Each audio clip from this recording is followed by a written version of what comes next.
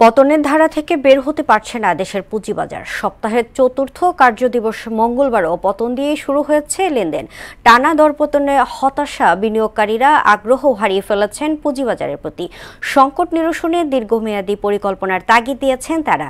আর বাজার সংশ্লিষ্টরা পরামর্শ দিলেন আসন্ন বাজেটে শেয়ার বাজারকে সর্বোচ্চ গুরুত্ব দেয়ায়। মনিরুল ইসলামের প্রতিবেদন। জুলাই গণঅভ্যুত্থানের পর বিনিয়োগকারীরা আশায় বুক বাঁধলেও বাস্তবতা বলছে ভিন্ন কথা। ডিএসইসির নেতৃত্ব দ্বন্দ্ব আর কার্যকর সংস্কারের অভাব ভালোই ভোগাচ্ছে পুঁজিবাজারকে। দরপতনের টানা খড়ক অধিকাংশ বিনিয়োগকারী হারিয়েছেন বড় অঙ্কের পুঁজি। বাংলাদেশের প্রত্যেকটা জায়গায় একটা সিন্ডিকেট, যাকে আমরা দালাল বলি, মইরা যান সেখানেও কবর দিতে গেলেও দালাল ছাড়া আপনি কবর দিতে পারবেন না। এই হয়েছে দেশের অবস্থা। বর্তমানে মার্কেট যে অবস্থায় আসছে, কোম্পানিগুলো ওভারপ্রাইস হওয়ার কারণে মার্কেট এখানে চলে আসছে। এটা কারেকশন হয়ে আরও নিচে যেতে পারে, এরকম সম্ভাবনাই আমরা দেখতেছি।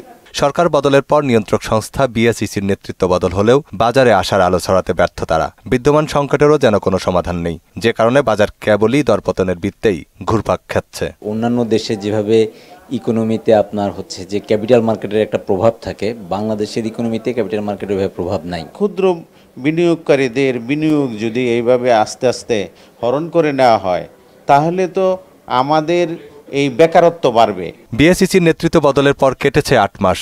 এ সময় বাজার সংস্কারের যত পদক্ষেপ নেওয়া হয়েছে তা বাস্তবায়নে দেখা যাচ্ছে কচ্ছপ গতি। ডেভেলপের জন্য নতুন করে আইপিও ছাড়তে হবে মার্কেটে, আর বন্ডের যে ইন্টারেস্ট আছে এই ইন্টারেস্টের রেটটা কমাইতে হবে। ইন্টারেস্টের রেটটা কমলে আপনার এখানে কিছু রিফ্লেকশন আসবে। বন্ডের ইন্টারেস্ট শেয়ার বাজার উত্থানের বড় অন্তরায়। তাই বন্ডের শেয়ার কমানোর পাশাপাশি আসন্ন বাজেটে বিশেষ গুরুত্ব দেওয়ার আহ্বান জানিয়েছেন সংশ্লিষ্টরা। ফিক্সড ইনকামে যদি ভালো রিটার্ন পায়, তখন ক্যাপিটাল মার্কেটের তুলনামূলক রিস্কি, সেখানে মানুষ ফান্ড ফ্লো করতে চায় না। ট্রেজারি বন্ডের রেট এখনো 12-এর আশপাশে আছে। ব্যাংকগুলোর আর্নিং এর ক্ষেত্রে কিন্তু এগুলো খুব আলোচনায় আসছে।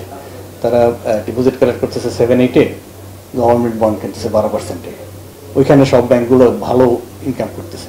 এই রেটটা যদি একটু নিচের দিকে নেমে আসে, তাহলে হয়তো ক্যাপিটাল মার্কেটে ফান্ড ফ্লো আসবে।